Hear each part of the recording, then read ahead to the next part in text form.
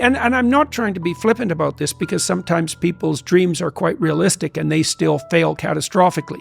It can be brutal. It doesn't have to be because you've done something cardinally foolish that you fail. It's built into the structure of the world.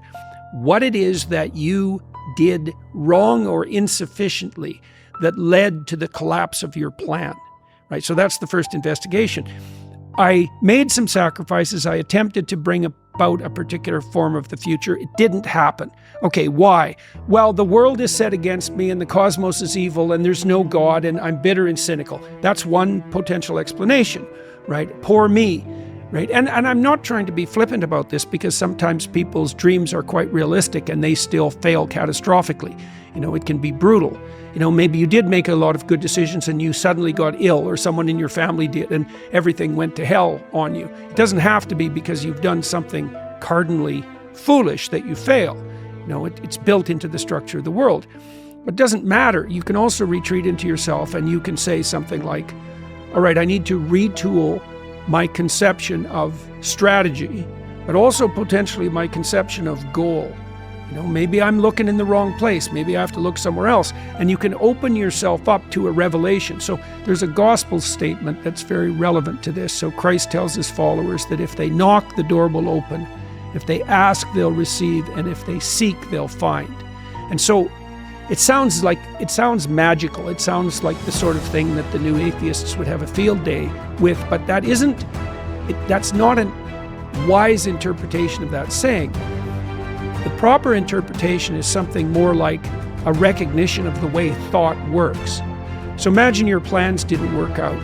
Okay, now you sit down and you say to yourself, I'd like to know, even if the world was conspiring against me and my failure was 95% the fault of external occurrences and other people, what did I do that wasn't as good as it could have been, and where did I fail to look so that the probability of my failure was higher? Now, to ask that question, you have to want the answer. That's what it means to knock or to ask or to seek. This is no joke. It's like you have to want to know. And it's a very painful thing to do, because especially if you had given it your all to the degree you were able, and you have reason to be bitter, you're going to be searching for the errors that you still made. And discovering your own errors is always extremely painful, right? Especially if they're errors that you're in love with.